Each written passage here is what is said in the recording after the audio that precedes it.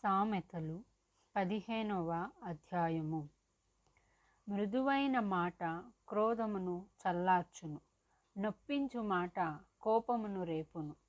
జ్ఞానుల నాలుక మనోహరమైన జ్ఞానాంశములు పలుకును, బుద్ధిహీనుల నోరు మూఢవాక్యములు కుమ్మరించును.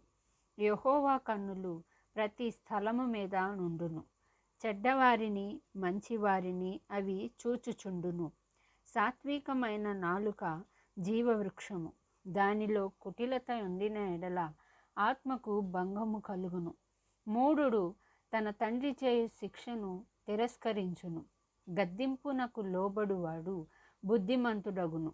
నీతిమంతుని ఇల్లు గొప్ప ధననిధి, భక్తిహీనునికి కలుగు వచ్చుబడి శ్రమకు కారణము. జ్ఞానుల పెదవులు తెలివిని వెదజల్లును, బుద్ధిహీనుల మనస్సు స్థిరమైనది కాదు.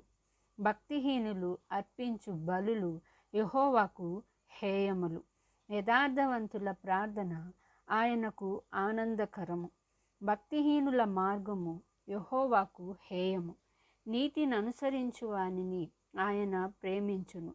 మార్గము విడిచిన వానికి కఠిన శిక్ష కలుగును, గద్దింపును ద్వేషించువారు మరణము నొందుదురు. పాతాళమును అగాధ కూపమును యెహోవాకు కనబడుచున్నవి, నరుల హృదయములు మరి తేటగా ఆయనకు కనబడును గదా.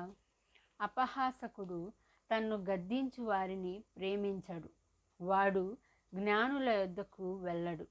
సంతోష హృదయము ముఖమునకు తేటనిచ్చును, మనోదుఃఖము వలన ఆత్మ నలిగిపోవును. బుద్ధిమంతుని మనస్సు జ్ఞానము వెదకును, బుద్ధిహీనులు మూఢత్వము భుజించెదరు. బాధపడు వాని దినములన్నీయు శ్రమకరములు, సంతోష హృదయునికి నిత్యము విందు కలుగును. నెమ్మది లేకుండా విస్తారమైన ధనముండుట కంటే యెహోవా యందలి భయభక్తులతో కూడా కొంచెము కలిగి ఉండుట మేలు. పగవాని ఇంట క్రొవ్విన ఎద్దు మాంసము తినుట కంటే ప్రేమగల చోట ఆకుకూరల భోజనము తినుట మేలు. కోపోద్రేకియగువాడు కలహము రేపును, దీర్ఘశాంతుడు వివాదము నణచివేయును. సోమరి మార్గము ముళ్ళ కంచె, యథార్థవంతుల త్రోవ రాజమార్గము. జ్ఞానము గల కుమారుడు తండ్రిని సంతోషపెట్టును, బుద్ధిహీనుడు తన తల్లిని తిరస్కరించును. బుద్ధి లేని వానికి మూఢత సంతోషకరము, వివేకము గలవాడు చక్కగా ప్రవర్తించును. ఆలోచన చెప్పువారు లేని చోట ఉద్దేశములు వ్యర్థమగును, ఆలోచన చెప్పువారు బహుమంది ఉన్న ఎడల ఉద్దేశములు దృఢపడును. సరిగా ప్రత్యుత్తరం ఇచ్చిన వానికి దాని వలన సంతోషము పుట్టును.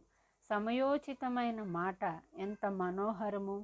క్రిందనున్న పాతాళమును తప్పించుకొనవలెనని బుద్ధిమంతుడు పరమునకు పోవు జీవమార్గమున నడుచుకొనును.